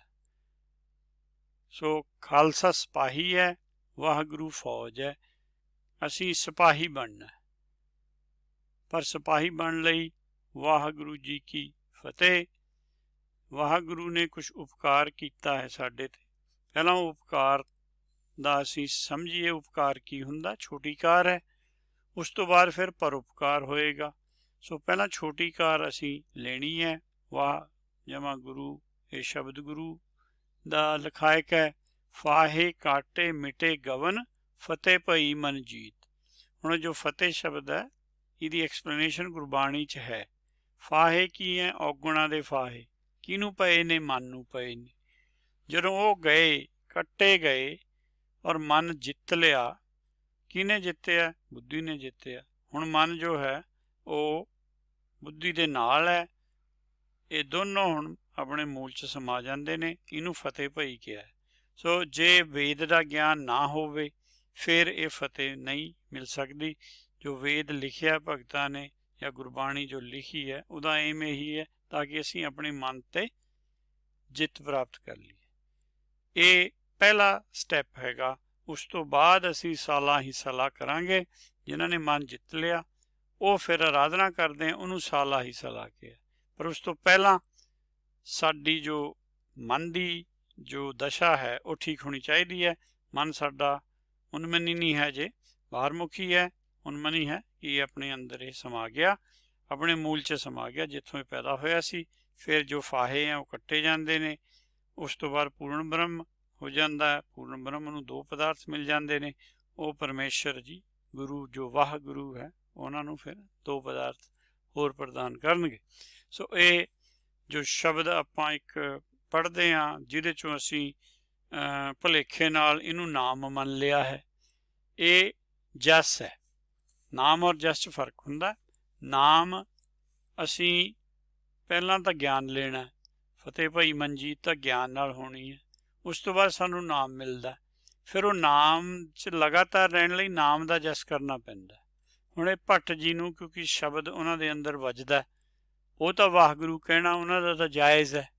ਪਰ ਅਸੀਂ ਜਿਨ੍ਹਾਂ ਨੇ ਅਜੇ ਮਨ ਵੀ ਨਹੀਂ ਖੋਜਿਆ, ਜਿੱਤਣ ਦੀ ਤਾਂ ਗੱਲ ਛੱਡੋ, ਉਹਨਾਂ ਦਾ ਵਾਹਿਗੁਰੂ ਕਹਿਣਾ ਤਾਂ ਕਿਸੇ ਅਰਥ 'ਚ ਨਹੀਂ ਹੁੰਦਾ। ਇਹ ਸਾਨੂੰ ਸਮਝਣਾ ਚਾਹੀਦਾ ਕਿ ਇਹ ਜੋ ਸ਼ਬਦ ਇੱਥੇ ਆਇਆ, ਪਹਿਲਾਂ ਤਾਂ ਦੋ ਹਿੱਸੇ ਦੇ, ਵਾਹਿਗੁਰੂ ਵਾਹਿਗੁਰੂ ਵਾਹਿਗੁਰੂ ਵਾਹ ਜੀਓ। ਉਹ ਕਿਉਂਕਿ ਵਾਹ ਸ਼ਬਦ ਜੇ ਆਪਾਂ ਔਂਕੜ ਨਾਲ ਲਿਖ ਦਾਂਗੇ, ਆਪਾਂ ਪਹਿਲਾਂ ਪਿੱਛੇ ਕੀਤਾ ਹੈ ਵੀ ਇਹ ਬੜਾ ਜ਼ਰੂਰੀ ਹੈ ਕਿ ਮਾਤਰਾ ਦਾ ਕੋਈ ਨਾ ਕੋਈ ਮੀਨਿੰਗ ਹੈ। ਇੱਥੇ ਸਿਹਾਰੀ ਲਾਈ ਹੈ, ਇਹ ਸ਼ਬਦ ਦੀ ਸੈਂਸ 'ਚ ਆਉਂਦਾ ਜਿਵੇਂ ਔਂਕੜ ਵਾਲਾ ਸ਼ਬਦ। ਸੋ ਇਹ ਸ਼ਬਦ ਗੁਰੂ, ਸ਼ਬਦ ਗੁਰੂ। ਫਿਰ ਕਹਿੰਦੇ ਸ਼ਬਦ ਜੀਓ, ਵੀ ਜਿਹੜਾ ਸ਼ਬਦ ਹੈ ਉਹੀ ਸਭ ਤੋਂ ਉੱਤਮ ਹੈ। ਨਹੀਂ ਤਾਂ ਜੀਓ ਲਿਖਣ ਦੀ ਵਾਹ ਨਾਲ ਕੀ ਲੋੜ ਸੀ। ਇਹਦਾ ਕਹਿਣ ਦਾ ਭਾਵ ਵੀ ਇੱਥੇ ਵਾਹ ਜਿਹੜਾ ਸ਼ਬਦ ਹੈ ਚਾਰੇ ਵਾਰ ਆਉਂਦਾ, ਸਿਰਫ ਇਸੇ ਰਚਨਾ 'ਚ ਆਉਂਦਾ, ਸਵਈਆਂ 'ਚ। ਇਹ ਚੌਥੇ ਪਾਤਸ਼ਾਹ ਦੇ ਸਵਈਆਂ ਦੇ ਪ੍ਰਤੀ ਗੈਂਦ ਭੱਟ ਜੀ ਨੂੰ ਜੋ ਗਿਆਨ ਹੈ, ਉਹਨਾਂ ਨੇ ਚੌਥੇ ਪਾਤਸ਼ਾਹ ਦੀ ਬਾਣੀ ਪੜ੍ਹੀ ਹੈ। ਉਹਦੇ 'ਚ ਉਹਨਾਂ ਨੂੰ ਪਤਾ ਲੱਗਿਆ ਵੀ ਕਿਸ ਤਰ੍ਹਾਂ ਸਿਫਤ ਸਲਾਹ ਕਰੀਦੀ ਹੈ। ਉਹਨਾਂ ਨੇ ਸਿਫਤ ਸਲਾਹ ਕੀਤੀ ਹੈ ਜਿਹਦੀ ਚੌਥੇ ਪਾਤਸ਼ਾਹ ਨੇ ਕੀਤੀ ਹੈ, ਉਹੀ ਅਵਸਥਾ 'ਤੇ ਉਹ ਨੇ। ਤਾਂ ਉਹ ਕਹਿੰਦੇ ਨੇ ਕਿ ਮੈਨੂੰ ਸੱਚਖੰਡ ਤੋਂ ਸ਼ਬਦ ਦੀ ਆਹਟ ਸੁਣਦੀ ਹੈ ਔਰ ਉਹ ਬਹੁਤ ਹੀ ਮਧੁਰ ਹੈ। ਹੋਰ ਉਹਦੇ ਬਾਰੇ ਕੁਛ ਨਹੀਂ ਕਿਹਾ ਜਾ ਸਕਦਾ। ਇਹ ਆਪਾਂ ਪਿੱਛੇ ਕੀਤਾ। ਅਤੇ ਦੂਸਰੀ ਜਗ੍ਹਾ ਇਹੀ ਸ਼ਬਦ ਇਹਨਾਂ ਹੀ ਭੱਟ ਜੀ ਦਾ ਹੈਗਾ, ਸੇਵਕ ਕੇ ਭਰਪੂਰ ਜੁਗ ਜੂ ਵਾਹਿਗੁਰੂ। ਹੁਣ ਜੇ ਆਪਾਂ ਇਹਨੂੰ समाज शब्द समझांगे जिवें वाहगुरू इत्थे लिखिਆ, फिर ਇਹ इकट्ठा ही लिखना पैंदा जिवें इत्थे लिखिਆ। ਤੇ ਇਹ समास है। ਉੱਪਰ वाह ਦਾ ਕੱਲੇ ਦਾ अर्थ भी शब्द है, ਤੇ जब वाह वाह लिखिਆ ਜਾਂਦਾ ਉਹ शब्द गुरु हो जाता है। ਇਹ नेम लगता है। ਇਹਦੇ ਹੋਰ कुछ जे बीड़ां 'ਚ इस तरह नहीं लिखिਆ फिर ਆਪਾਂ ਹੋਰ खोज कर सकते हैं। सो ਆਪਾਂ ਨੂੰ देखना पएगा कि ਇਹ ਜਿਹੜੇ ਤਿੰਨੇ रूप 'ਚ शब्द है, क्योंकि कल्ला वाह ਜਿਹੜਾ है वो तो आ जाता है मन की सेंस, ये ਜਿਹੜਾ है शब्द की सेंस है। तो वो शब्द बहुत नीवा शब्द है। नदियां ते वाह वो तो बहुत ही एक छोटी हस्ती का नाम है, पर जी ये है ये तो वड्डी तो हस्ती है ही नहीं गुरमत विच। सो ये आपां नूं ध्यान विच रखना चाहिए कि ਜਦੋਂ ਆਪਾਂ फतेह बुलाने ਆਪਾਂ एड्रैस किनूं हो रहे हैं। ਇਹਨੂੰ ਮਤਲਬ ਕਿਤੋਂ ਮੈਨੂੰ ਕੋਡ ਮਿਲਿਆ ਵੀ spiritual growth is just like a little seed. ਹੁਣ ਉਹ ਕਹਿਣਾ ਤਾਂ ਬਹੁਤ ਕੁਛ ਚਾਹੁੰਦੇ ਆ ਕਿ सीड चाहिए। ਹੁਣ सीड पूरा चाहिए। जे सीड ही नहीं है तो प्लांट ग्रो नहीं करता, पर सीड जे पूरा नहीं है तो भी ग्रो नहीं करता। सो पूरा सीड चाहिए, मन जित्तिया चाहिए, उन्होंने पूरा कहने हैं। फिर वो कल्टीवेट होंदा। If cultivated it will grow as it reaches for the light. हुण लाइट जिहड़ी है वो दो पदार्थ जिहड़े हन, जिहड़ा अंदर खुराक सी वो तो यूज होके पत्ता निकल आया। हुण पत्ते नूं जिहड़ा सनलाइट मिलती है वो सारियां नूं मिलती है। जिन्ने दुनिया च बनस्पति है वो इस तरह का एक एग्जैम्पल आपां समझना। जिहड़ा शब्द गुरु है सारियां नूं ही मत दे रहा, सारियां नूं है वो खजाने भर के दे रहा। जिन्हों जिहदी लोड़ है ज्ञान की उन्हां देई जांदा। असीं कदे मंगदे नहीं है, साडा ज्ञान नहीं वधदा। जे असीं मंगांगे तो साडा ज्ञान वधेगा। उसदे लई समां लाउणा पएगा, समझना पएगा। राइट हैंड साइड ते आपां दिखाया भी उही जिहड़ा शूट है, पहला रूट निकलती है, फिर शूट निकलती है, शूट तो स्टैम बनती है, फिर लीव्स बनते हैं, फिर अपना उसे नूं फ्लावर लगता है, उसे नूं फ्रूट लगता है। सो ये एक प्रक्रिया हैगी है जो जीव दे विच भी घटदी है। इनू गुरबाणी ने अपने मैटाफर विच समझाया है। नानक गुर, ये गुर जो हैं ये साडा अपना मूल है। जदों ये संतोखी हो जाता है फिर रुख की फॉर्म एक्सैप्ट कर लेंदा, क्योंकि जे दाना जम्मिया ही नहीं फिर किवें रुख बनू। एक जम्मेगा, जदों एक जम्मेगा ये फिर रुख संतोख दे रुख का हिस्सा बन जाएगा। नानक गुर संतोख रुख है, जिन्हों असीं भवसागर तो अगे जिहड़ी अवस्था सुख सागर है उन्होंने संतोख का रुख कहा हुआ। उहदी ये डाली बन जाता। फिर वो डाली नूं की लगदा फुल, फुल का ही फल बनता। धर्म जदों धारी दा है, एक होने लई धारी दा, जद एक होके उगदा हैगा फिर उन्होंने ज्ञान समझिया होया समझाया होया सानू। फिर धर्म रूप तो असी उस अवस्था तक फुल तक आ गए।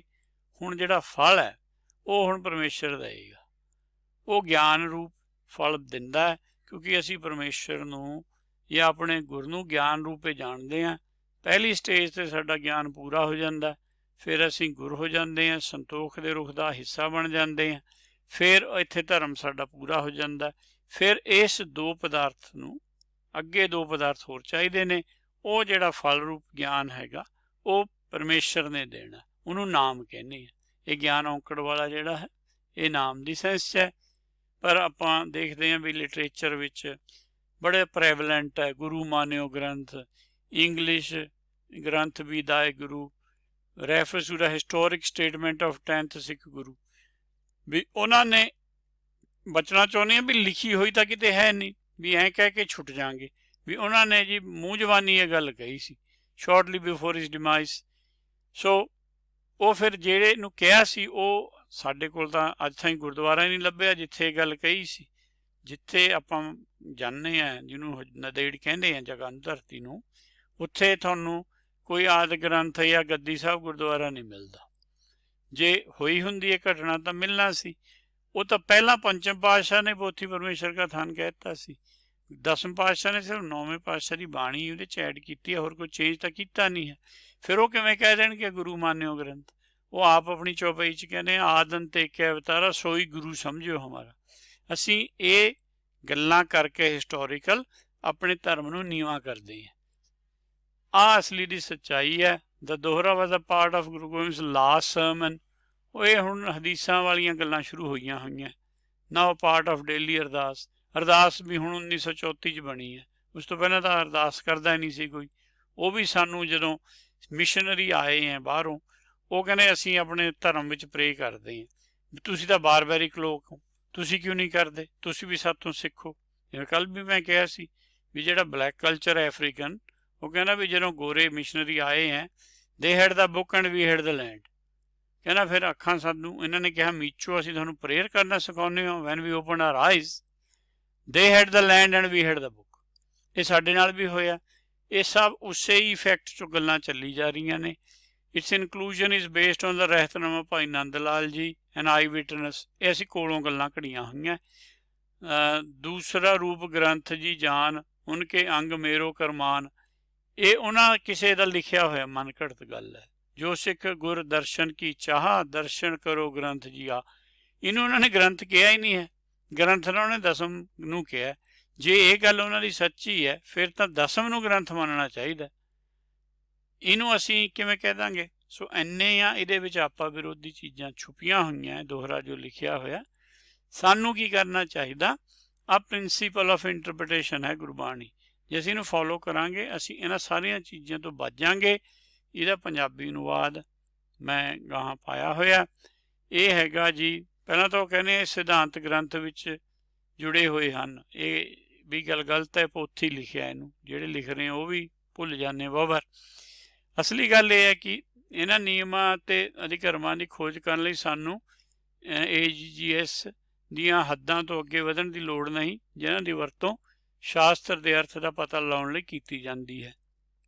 ਗੁਰਬਾਣੀ ਸ਼ਾਸਤਰ ਨਹੀਂ ਹੈ, ਗੁਰਬਾਣੀ ਵੇਦ ਹੈ। ਇਹਨਾਂ ਨੇ ਗੱਲ ਸਮਝ ਲਈ ਹੈ। SGGS ਆਪਣੇ ਆਪ ਦੀ ਵਿਆਖਿਆ ਕਰਦੀ ਹੈ। ਸੋ ਇਹ ਹੀ ਸਭ ਤੋਂ ਵੱਡਾ ਨੇਮ ਹੈ। ਗੁਰਬਾਣੀ ਹੀ ਗੁਰਬਾਣੀ ਦੇ ਅਰਥ ਦੱਸਦੀ ਹੈ, ਪਰ ਇਹਨੂੰ ਖੋਜਣਾ ਪੈਂਦਾ। ਇਸ ਪੱਖੋਂ ਆਪਾਂ ਬਹੁਤ ਜ਼ਿਆਦਾ ਵਿਸਲੇ ਰਹੇ ਹਾਂ। ਜਿਹੜੇ ਪਿਛਲੇ ਟੀਕਾਕਾਰ ਸੀ ਉਹਨਾਂ ਨੇ ਤਾਂ ਲਾਈਨ ਟੂ ਲਾਈਨ ਕੀਤਾ ਜੀ, ਮਿਨੀਮਮ ਹੈ ਉਹ ਤਾਂ। ਸੋ ਆਪਾਂ ਨੂੰ ਇਹ ਜ਼ਰੂਰੀ ਹੈ ਕਿ ਗੁਰਬਾਣੀ ਲੇਖਕਾਂ ਨੇ ਇਹੀ ਸਪਸ਼ਟ ਪੈਰੇ ਵਿੱਚ ਕੋਈ ਮਹੱਤਵਪੂਰਨ ਸਿਧਾਂਤ ਨਹੀਂ ਪ੍ਰਗਟਾਇਆ। ਗੁਰਬਾਣੀ ਦੇ ਜਿਹੜੇ ਜਿਵੇਂ ਲਿਖੀ ਹੈ, ਤੁਹਾਨੂੰ ਇੱਕ ਪੰਕਤੀ ਹੈ, ਇੱਕ ਸ਼ਬਦ 'ਚੋਂ ਸਾਰਾ ਸਿਧਾਂਤ ਕਹਿੰਦੇ ਆ। ਵੈਸੇ ਸਿਧਾਂਤ ਨਹੀਂ, ਨੇਮ ਹੁੰਦਾ।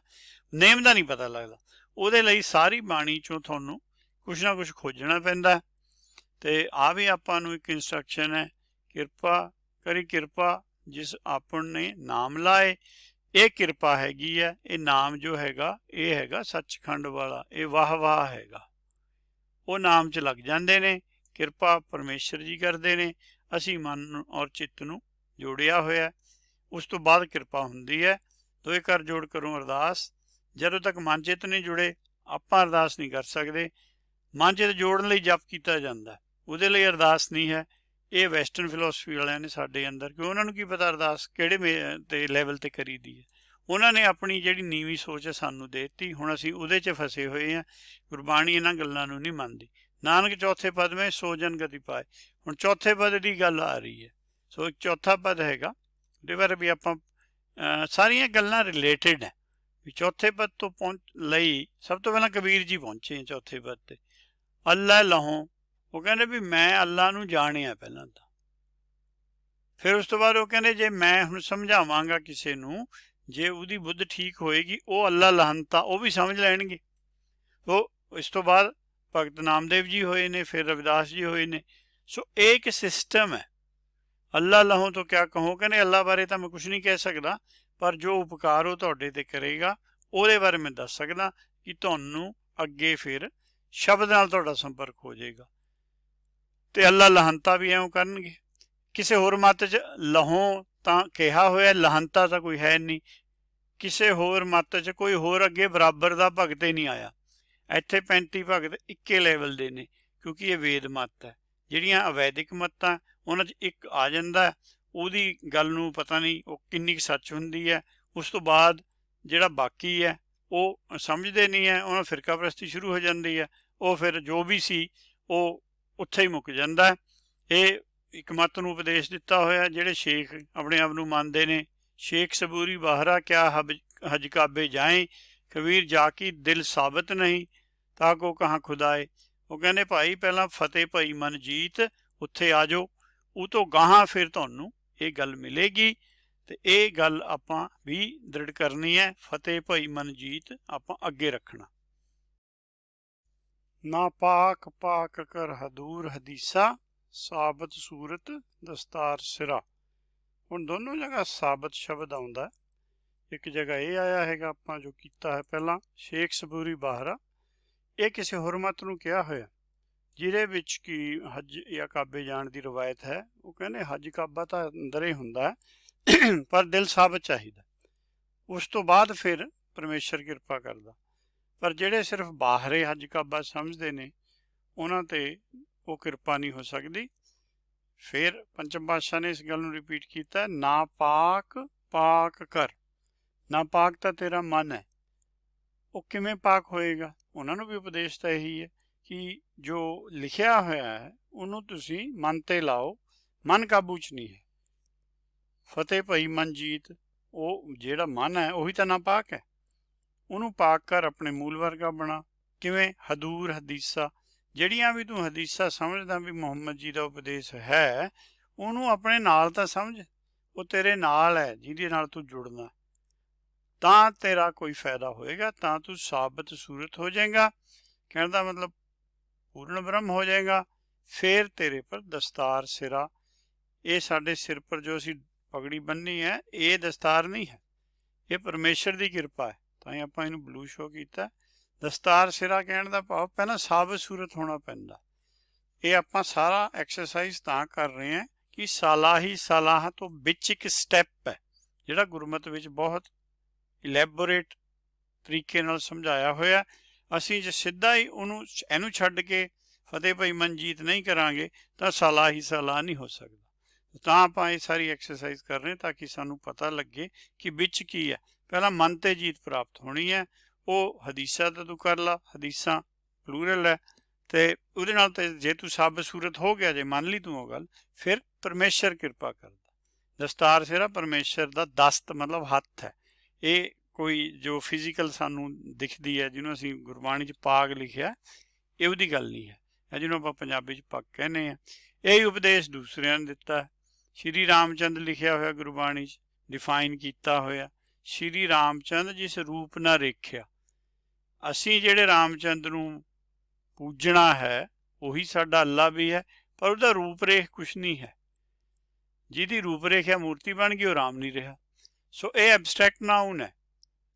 ਜੋ ਰਾਮਚੰਦ ਸ਼ਬਦ ਹੈਗਾ ਇਹ ਹੈਗਾ ਸ਼੍ਰੀ ਰਾਮਚੰਦ ਲੱਗਿਆ, ਸੁਪਰੀਮ ਹੈ, ਜਿਹੜੀ ਸਭ ਤੋਂ ਉੱਚੀ ਹਸਤੀ ਹੈ, ਜਿਹਨੂੰ ਕਿਹਾ ਰਾਮ ਕਲੀ, ਇਹੀ ਸਾਰੀ ਸ਼ਕਤੀ ਦਾ ਮਾਲਕ ਹੈ। ਇਹ ਐਬਸਟਰੈਕਟ ਨਾਊਨ ਹੈ। ਇਹ ਵੇਦ ਮਤ 'ਚ ਐਬਸਟਰੈਕਟ ਨਾਊਨ ਸੀ। ਬਾਅਦ 'ਚ ਫਿਰ ਜਿਹੜੀ ਜਦੋਂ ਮਤ ਥੱਲੇ ਆ ਗਈ ਉਹ ਰਾਮਚੰਦ ਕੀ ਹੋ ਗਿਆ? ਫਿਜ਼ੀਕਲ ਬਣ ਗਿਆ। ਉਹ ਪੁਰਾਣਾ 'ਚ ਲਿਖਿਆ ਹੋਇਆ, ਜਦੋਂ ਦਸਮ ਪਾਤਸ਼ਾਹ ਨੇ ਲਿਖਿਆ ਹੈ ਕਿ ਮੈਂ ਰਾਮ ਅਵਤਾਰ ਲਿਖ ਰਿਹਾ, ਉਹ ਪੁਰਾਣ ਦੀ ਕਥਾ, ਉਹਨੂੰ ਭਗਤ ਨਾਮਦੇਵ ਜੀ ਨੇ ਲਿਖਿਆ ਹੋਇਆ, ਪਾਂਡੇ ਤੁਮਰਾ ਰਾਮਚੰਦ। ਤੁਮਰਾ ਔਰ ਹਮਰੇ 'ਚ ਫਰਕ ਹੈ। ਤੁਮਰਾ ਰਾਮਚੰਦ ਹੋਰ ਹੈ, ਉਹਦੀ ਮੂਰਤੀ ਬਣੀ ਹੋਈ ਹੈ, ਉਹਦੀ ਜਿਹੜੀ ਕਥਾ ਕਹਾਣੀ ਹੈ ਪੁਰਾਣ 'ਚ ਪਤਾ, ਕਹਿੰਦੇ ਸਾਨੂੰ ਉਹ ਵੀ ਹੈ। ਇਹਨਾਂ ਨੇ ਸਿਰਫ ਇੰਨਾ ਹੀ ਲਿਖਿਆ, ਸੋ ਵੀ ਆਵਤ ਦੇਖਿਆ ਥਾ। ਦਸਮ ਪਾਤਸ਼ਾਹ ਨੇ ਇਹਦਾ ਪੂਰਾ ਉਲੱਥਾ ਕਹਾਂ ਕੀਤਾ। ਸੋ ਇਸ ਤਰ੍ਹਾਂ ਬਾਣੀ ਜੋ ਹੈ, ਆਪਾਂ ਕਿਹਾ ਸੀ ਕਿ ਦਸਮ ਗ੍ਰੰਥ ਤੋਂ ਬਿਨਾਂ ਆਪਣੀ ਜੋ ਪਹਿਲੀ ਪੌੜੀ ਹੈ ਸਹਿਜ ਸ਼ਬਦ ਦਾ ਹੀ ਅਰਥ ਨਹੀਂ ਕਲੀਅਰ ਹੁੰਦੇ। ਸੋ ਇਹ ਜੋ ਸ਼ਬਦ ਹੈਗਾ ਤੁਮਰਾ ਰਾਮਚੰਦ, ਇਹ ਰਾਮ ਅਵਤਾਰ 'ਚ ਲਿਖਿਆ ਹੋਇਆ। ਵੀ ਉਹ ਰਾਮਚੰਦ ਕੌਣ ਹੈ? ਉਹ ਪੁਰਾਣ ਦਾ ਹੈ। ਇਹ ਤੋਂ ਪਹਿਲਾਂ ਵੀ ਆਪਾਂ ਕੀਤਾ, ਜੇ ਵੇਲ ਨਾ ਪਾਈਆ ਪੰਡਤੀ ਜੇ ਹੋਵੇ ਲੇਖ ਪੁਰਾਣ, ਇਹ ਪੁਰਾਣਿਕ ਰਾਮਚੰਦ, ਪੁਰਾਣਿਕ ਕ੍ਰਿਸ਼ਨ, ਬਾਕੀ ਜਿਹਨੇ ਉਹਨਾਂ ਨੇ 24 ਅਵਤਾਰ ਮੰਨੇ, ਉਹਨਾਂ ਦੀ ਅਸਲੀਅਤ ਦੱਸੀ ਹੈ, ਕਿਉਂਕਿ ਉਹ ਗੁਰਬਾਣੀ ਦੇ ਅਰਥ ਸਮਝਣ ਵਿੱਚ ਸਹਾਇਕ ਹੈ, ਉਹ ਬ੍ਰਹਮ ਗਿਆਨ ਹੈ।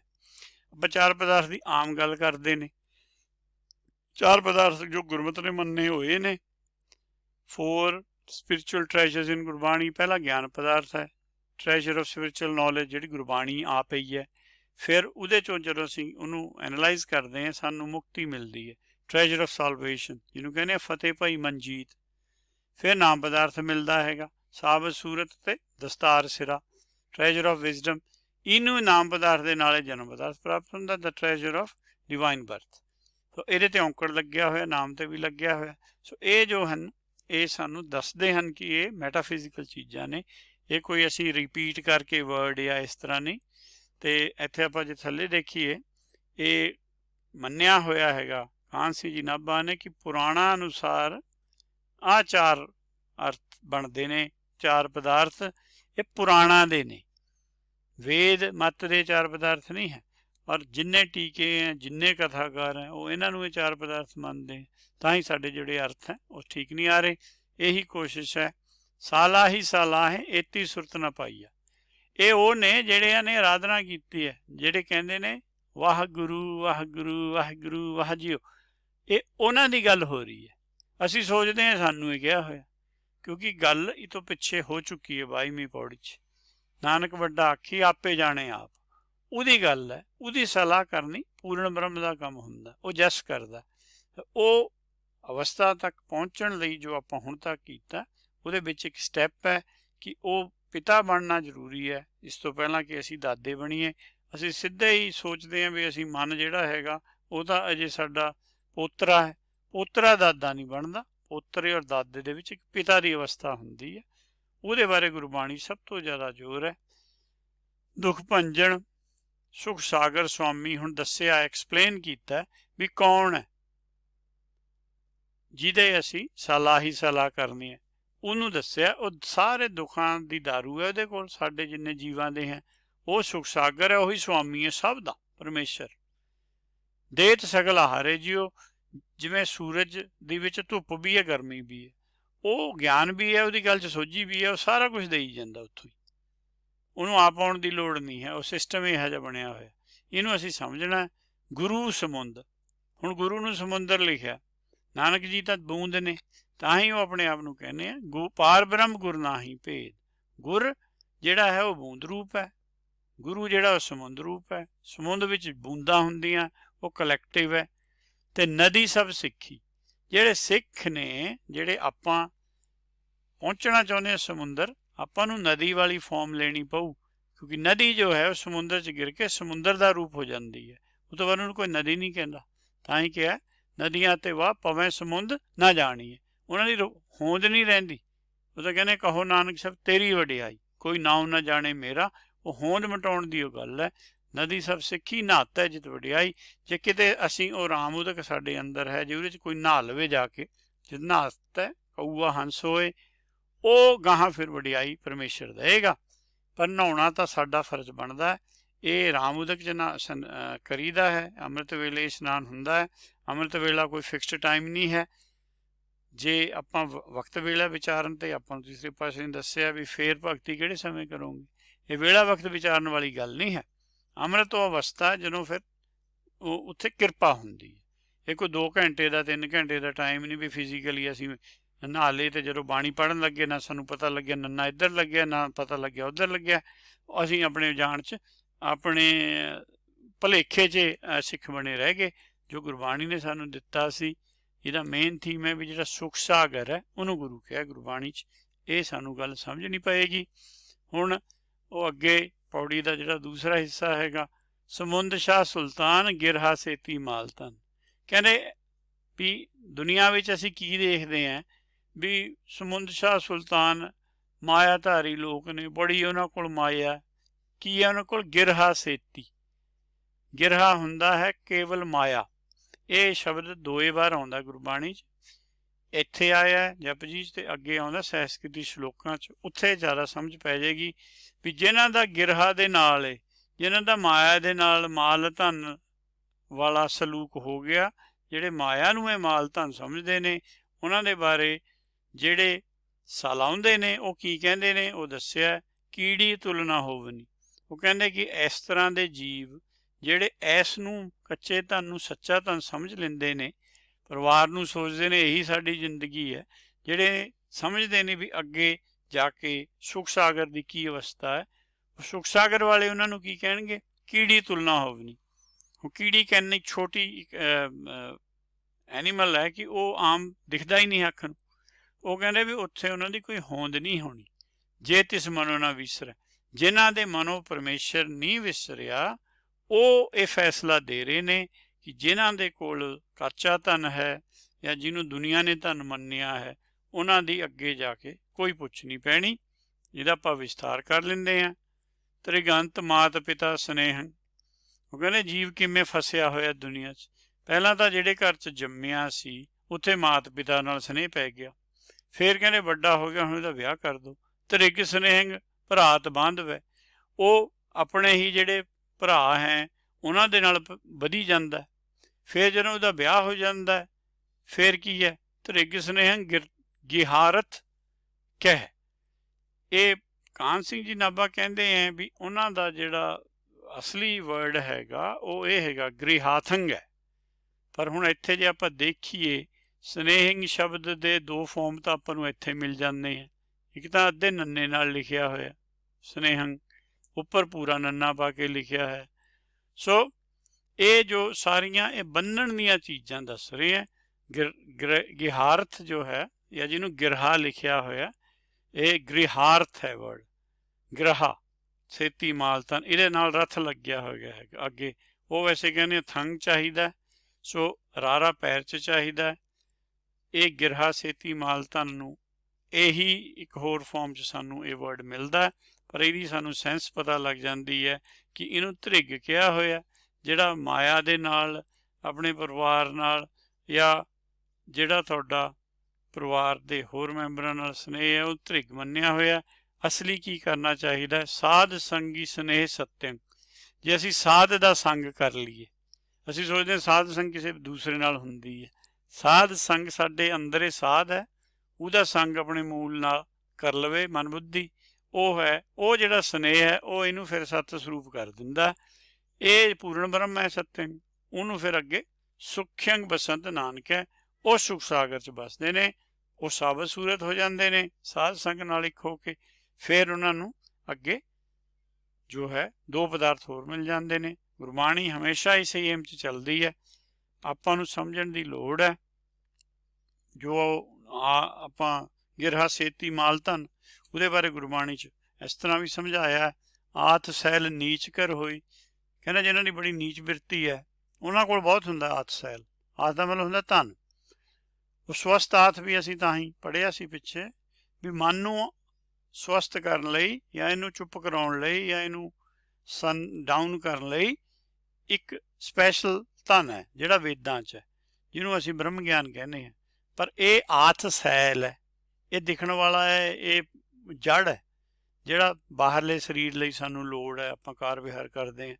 ਆਥ ਦੇਖ ਨਿਵੈ ਜਿਸ ਦੇ ਦੋਏ। ਉਹ ਕਹਿੰਦੇ ਵੀ ਬੜੀ ਅਜੀਬ ਗੱਲ ਹੈ, ਜੇ ਕਿਸੇ ਕੋਲ ਆਥ ਹੋਵੇ ਉਹਦੇ ਮੂਹਰੇ ਚਾਹੇ ਉਸ ਸਮੇਂ ਦੀਆਂ ਦੋ ਮੱਤਾਂ ਹਿੰਦੂ ਸੀ ਜਾਂ ਮੁਸਲਮਾਨ ਸੀ, ਉਹ ਪ੍ਰਭਾਵ ਨਹੀਂ ਕਰਦੇ। ਕਹਿੰਦੇ ਬੰਦਾ ਧਨਾੜ ਹੈ, ਅਮੀਰ ਹੈਗਾ ਦੁਨਿਆਵੀ, ਇਹਦੇ ਮੂਹਰੇ ਝੁਕਣ 'ਚ ਫਾਇਦਾ। ਉੱਥੇ ਰਿਲੀਜਨ ਵੀ ਭੁੱਲ ਜਾਂਦੇ। ਉੱਥੇ ਦੱਸਿਆ ਹੋਇਆ ਵੀ ਜਿਹੜੇ ਪੰਡਿਤ ਹੈ ਉਹ ਤਾਂ ਜਾ ਕੇ ਉਹਨਾਂ ਤੋਂ ਧਨ ਲੈ ਕੇ ਉਹਨਾਂ ਦਾ ਕੁਰਾਨ ਪੜ੍ਹ ਦਿੰਦੇ ਸੀ। ਸੋ ਇਹ ਬੜੀ ਅਜੀਬ ਗੱਲ ਹੈ ਵੀ ਇਹਨੂੰ ਦੇਖ ਕੇ ਜਿਹੜਾ ਧਰਮ ਮੰਨਿਆ ਹੋਵੇ ਸਾਰੇ ਭੁੱਲ ਜਾਂਦੇ ਨੇ। ਆਥ ਹੋਏ ਤਾਂ ਮੁਕਤ ਸਿਆਣਾ।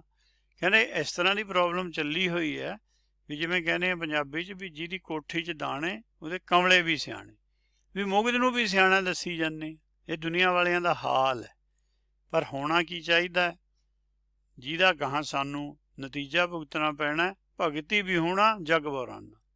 ਜੱਗ 'ਚ ਬੌਰਾ ਹੋ ਕੇ ਹੀ ਆਪਾਂ ਫਿਰਦੇ ਰਹਾਂਗੇ ਜਦ ਤਾਈਂ ਭਗਤੀ ਨਹੀਂ ਕਰਾਂਗੇ। ਪਰ ਗੁਣ ਚਾਹੀਦੇ ਨੇ, ਜਪ ਚਾਹੀਦਾ। ਜੇ ਮਨ ਜਪੇਗਾ ਤਾਂ ਉਹ ਮੂਲ ਦੇ ਨਾਲ ਸਮਾਏਗਾ। ਭਗਤੀ ਮੂਲ ਨੇ ਕਰਨੀ ਹੈ, ਮਨ ਨੇ ਤਾਂ ਸਿਰਫ ਜਪਣਾ। ਸੋ ਮਨ ਨੂੰ ਬਾਰ-ਬਾਰ ਆਉਂਦਾ ਵੀ ਤੂੰ ਜਪ, ਤੂੰ ਸਮਝ ਵੀ ਹੈ ਕੀ ਖੇਡ, ਤੂੰ ਕਿਉਂ ਮਾਇਆ 'ਚ ਫਸਿਆ ਹੋਇਆ। ਤੇ ਮਾਇਆ ਦਾ ਜੋ ਆਪਾਂ ਨੂੰ ਉੱਪਰ ਦੱਸਿਆ ਇਹ ਆਤ ਸੈਲ ਨੀਚ ਘਰ ਹੋਏ, ਵੀ ਇਹਦਾ ਨੀਚਿਆਂ ਦੇ ਘਰ ਬਹੁਤ ਹੁੰਦਾ, ਵੀ ਤੂੰ ਇਹ ਗੱਲ ਤੋਂ ਪਰੇ ਰਹਿ। ਤੇ ਅੱਗੇ ਸਮਝਾਉਂਦੇ ਆ ਆਤ ਸੈਲ ਨੂੰ, ਜਾਂ ਜਿਹਨੂੰ ਆਪਾਂ ਗਿਰਹਾ ਛੇਤੀ ਪੜ੍ਹਦੇ ਹਾਂ, ਕਾਚਾ ਧਨ ਹੈ। ਕਾਚਾ ਧਨ ਸੰਚਹਿ ਮੂਰਖ ਗਾਵਾਰ। ਇਹ ਕਹਿੰਦੇ ਮੂਰਖ ਗਾਵਾਰਾਂ ਦੀ ਸਾਰੀ ਇਨਵੈਸਟਮੈਂਟ ਜੋ ਹੈ ਉਹ ਕਾਚੇ ਧਨ ਤੇ। ਸਾਚਾ ਧਨ ਦਾ ਉਹਨਾਂ ਨੂੰ ਪਤਾ ਨਹੀਂ। ਜੇ ਚਾਹੀਦੀ ਹੈ ਸਾਚੇ ਧਨ, ਉਹ ਵਿਚਾਰੇ ਨਹੀਂ ਕਰਦੇ। ਘਰੇ ਪਾਠ ਰਖਾ ਲਓ, ਕਿਰਾਏ 'ਤੇ ਪਾਠ ਹੋ ਜਾਂਦਾ, ਕਿਰਾਏ 'ਤੇ ਰੋਟੀਆਂ ਕੋਈ ਪਕਾ ਜਾਂਦਾ। ਉਹ ਕਹਿੰਦੇ ਵੀ ਅਸੀਂ ਧਰਮ ਮੰਨ ਲਿਆ। ਉਹਨਾਂ ਨੂੰ ਕੀ ਸਮਝਾਇਆ ਗੁਰਬਾਣੀ ਨੇ, ਮਨਮੁਖ ਭੁੱਲੇ। ਉਹ ਭੁੱਲੇ ਹੋਏ ਨੇ ਮਨਮੁਖ, ਅੱਜ ਦੇ ਨਹੀਂ ਪਹਿਲਾਂ ਦੇ ਭੁੱਲੇ ਹੋਏ ਨੇ। ਅੰਧ ਗਵਾਰ, ਉਹਨਾਂ ਨੂੰ ਗਵਾਰ ਕਹੋ ਅੰਨੇ ਕਹੋ ਬਰਾਬਰੀ ਗੱਲ ਹੈ। ਵਿਖਿਆ ਕਹਿਤਨ ਸਦਾ ਦੁੱਖ ਹੋਈ। ਸੋ ਇਹ ਜੋ ਆਪਾਂ ਨੂੰ ਸਮਝਾਇਆ ਜਾ ਰਿਹਾ ਹੈ ਵੀ ਜਿਹੜਾ ਗਿਰਹਾ ਛੇਤੀ ਮਾਲ ਧਨ ਹੈ ਇਹ ਵਿਖਿਆ ਕਾ ਧਨ ਹੈ ਤੇ ਇਹਦੇ ਨਾਲ ਹਮੇਸ਼ਾ ਲਈ ਦੁੱਖ ਰਹਿੰਦਾ ਹੈ। ਕਹਿਣ ਦਾ ਭਾਵ ਜੀਵ ਜਿਹੜਾ ਹੈ ਉਹ ਭਵਸਾਗਰ 'ਚ ਫਸਿਆ ਰਹਿੰਦਾ ਹੈ। ਭਵਸਾਗਰ ਤੋਂ ਨਿਕਲਣ ਦਾ ਜਿਹੜਾ ਰਾਹ ਹੈ ਉਹ ਹੋਰ ਹੈ। ਕੀੜੀ ਤੁਲਨਾ ਹੋਵਨੀ ਜੇ ਤਿਸ ਮਨੋ ਨਾ ਵਿਸਰੈ। ਹੁਣ ਉਹ ਕਿਹੜੀ ਸ਼ਕਤੀ ਹੈ ਜਿਹਦਾ ਕਿ ਆਪਾਂ ਨੂੰ ਇਸ਼ਾਰਾ ਕਰਿਆ ਹੋਇਆ, ਉਹਦਾ ਵੀ ਗੁਰਬਾਣੀ 'ਚ ਵਿਸਤਾਰ ਬਹੁਤ ਹੈ। ਸੋ ਪ੍ਰਭ ਮਨੋ ਨਾ ਵਿਸਰੈ ਜਿਨ ਸਭ ਕਿਛ ਵਸ ਕੀਤਾ। ਉਹ ਪ੍ਰਭ ਜੋ ਹੈ ਉਹ ਪਰਮੇਸ਼ਰ ਦੀ ਗੱਲ ਹੈ, ਪਾਰ ਬ੍ਰਹਮ ਪ੍ਰਭ ਦੀ ਗੱਲ ਹੈ। ਉਹ ਨਹੀਂ ਵਿਸਰਨਾ ਚਾਹੀਦਾ, ਕਿਉਂਕਿ ਜਿਨ ਸਭ ਕੁਛ ਵਸ ਕੀਤਾ, ਉਹਦੇ ਵਸ 'ਚ ਸਭ ਕੁਛ ਹੈ। ਪਰ ਉਹਦੇ ਨਾਲ ਜੁੜਨ ਲਈ ਪਹਿਲਾਂ ਮੈਨੂੰ ਸਾਬਤ ਹੋਣਾ ਪੈਂਦਾ, ਪਹਿਲਾਂ ਮੈਨੂੰ ਇੱਕ ਹੋਣਾ ਪੈਂਦਾ। ਜੇ ਮੈਂ ਇੱਕ ਨਹੀਂ ਹੋਇਆ ਫਿਰ ਮੈਂ ਜੁੜ ਨਹੀਂ ਸਕਦਾ। ਉਹ ਗੱਲ ਜੋ ਹੈ ਉਹ ਆਪਾਂ ਸਮਝ ਰਹੇ ਹਾਂ। ਨਾਨਕ ਮਨੋ ਨਾ ਵਿਸਰੈ ਗੁਣ ਨਿਤ ਗੋਬਿੰਦ ਰਾਏ। ਹੁਣ ਨਾਨਕ ਜੀ ਤਾਂ ਪੂਰਨ ਬ੍ਰਹਮ ਨੇ, ਉਹ ਕਹਿੰਦੇ ਵੀ ਹੁਣ ਤਾਂ ਮਨ ਇੱਕ ਰਹਿ ਗਿਆ ਉਹਨਾਂ ਕੋਲ, ਜਿਹੜਾ ਉਹਨਾਂ ਦਾ ਮੂਲ ਹੈ। ਉਹ ਕਹਿੰਦੇ ਉਹਨਾਂ 'ਚੋਂ ਨਹੀਂ ਹੁਣ ਮੈਨੂੰ ਵਿਸਰਦਾ, ਮੇਰਾ ਮੂਲ ਜਿਹੜਾ ਹੈ ਉਹ ਸ਼ਬਦ ਸੁਰ ਦਾ ਮੇਲ ਹੋਇਆ। ਜਿਹੜਾ ਸ਼ਬਦ ਹੈ ਉਹਨੂੰ ਕੀ ਲਿਖਿਆ ਹੈ? ਗੁਣ ਨਿਧ। ਉਹ ਗੁਣਾਂ ਦਾ ਖਜ਼ਾਨਾ ਹੈ। ਗੋਬਿੰਦ ਰਾਏ, ਉਹਦਾ ਨਾਮ ਗੋਬਿੰਦ ਰਾਏ ਹੈ। ਸੋ ਇੱਕ ਗੋਬਿੰਦ ਹੈ, ਇੱਕ ਗੋਬਿੰਦ ਰਾਏ ਹੈ। ਇਸ ਤਰ੍ਹਾਂ ਇੱਕ ਰਾਮ ਹੈ, ਇੱਕ ਰਾਮ ਰਾਏ ਹੈ। ਗੋਬਿੰਦ ਸਾਡਾ ਮੂਲ ਹੈ, ਗੋਬਿੰਦ ਰਾਏ ਜੋ ਹੈ ਉਹ ਪਾਰ ਬ੍ਰਹਮ ਦੀ ਗੱਲ 'ਚ ਆਉਂਦਾ। ਸੋ ਇਹ ਅਸੀਂ ਇਸ ਤਰ੍ਹਾਂ ਸਮਝਣਾ ਕਿ ਜਿਹਦੀ ਸਲਾਹ ਕਰਨੀ ਹੈ ਉਹ ਕੌਣ ਹੈ? ਸਾਲਾ ਹੀ ਸਲਾਹ, ਜਿਹਦੀ ਸਲਾਹ ਹੋ ਰਹੀ ਹੈ। ਸੋ ਪ੍ਰਭ, ਜਿਹਨੂੰ ਅਸੀਂ ਪਾਰ ਬ੍ਰਹਮ ਪ੍ਰਭ ਕਹਿੰਦੇ ਹਾਂ, ਜਾਂ ਅਸੀਂ ਉਹਨੂੰ ਗੋਬਿੰਦ ਰਾਏ ਕਹਿੰਦੇ ਹਾਂ। ਅਤੇ ਤੀਸਰੀ ਪੰਕਤੀ 'ਚ ਇਹੀ ਸਮਝਾਇਆ ਅੱਗੇ ਵੀ, ਜਲ ਥਲ ਮਹੀਲ ਪੂਰ ਰਿਹਾ। ਜਲ ਵਿੱਚ, ਥਲ ਵਿੱਚ ਮਹੀਲ ਹੁੰਦਾ ਜਿਹੜੇ ਸਪੇਸ 'ਚ ਉੜਦੇ ਫਿਰਦੇ ਨੇ, ਕੀਟ ਪਤੰਗੇ, ਬੈਕਟੀਰੀਆ ਹੋਇਆ, ਕੁਛ ਹੋਇਆ, ਉਹਨਾਂ ਸਭ ਨੂੰ ਪੂਰ ਰਿਹਾ। ਉਹਨਾਂ ਦੀ ਜੂਨੀ ਜੋ ਹੈ ਪੂਰਾ ਕਰਕੇ ਅੱਗੇ ਵਧਾਉਂਦਾ। ਇੱਕ ਨਮਕ ਮਨੋ ਨਾ ਵਿਸਰ, ਉਹ ਨਹੀਂ ਵਿਸਰਨਾ ਚਾਹੀਦਾ। ਉਹ ਪਰਮੇਸ਼ਰ ਦੀ ਗੱਲ ਹੈ। ਉਹ ਆਪਾਂ ਐਕਸਰਸਾਈਜ਼ ਇੰਨੀ ਲੰਬੀ ਤਾਂ ਕੀਤੀ ਹੈ ਕਿ ਆਪਾਂ ਕੋਈ ਸ਼ਾਰਟਕਟ ਨਾ ਮਾਰੀਏ। ਜਿਵੇਂ ਆਪਾਂ ਮਾਰਿਆ ਹੋਇਆ ਕਿ ਜੀ ਨਾਮ ਮਿਲ ਜਾਂਦਾ, ਨਾਮ ਐ ਨਹੀਂ ਮਿਲਦਾ। ਨਾਮ ਪਰਮੇਸ਼ਰ ਦਿੰਦਾ, ਗਿਆਨ ਗੁਰਬਾਣੀ 'ਚੋਂ ਮਿਲ ਜਾਂਦਾ। ਗਿਆਨ ਲੈ ਕੇ ਫਿਰ ਨਾਮ ਮਿਲਦਾ। ਸਿੱਧਾ ਕੋਈ ਨਾਮ ਵਾਲਾ ਗੁਰਬਾਣੀ ਨੇ ਨਹੀਂ ਫਾਰਮੂਲਾ ਮੰਨਿਆ ਹੋਇਆ। ਇਹੀ ਆਪਾਂ ਕਲੀਅਰ ਕਰਨ ਦੀ ਕੋਸ਼ਿਸ਼ ਕਰ ਰਹੇ ਹਾਂ।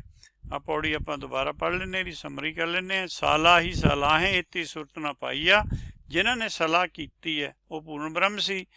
ਉਹਨਾਂ ਨੇ ਇਹ ਨਹੀਂ ਲੱਭਣਾ ਚਾਹਿਆ ਵੀ ਉਹ ਕਿੱਡਾ ਵੱਡਾ ਹੈ। ਉਹ ਵਿੱਚੇ ਸਮਾ ਗਏ।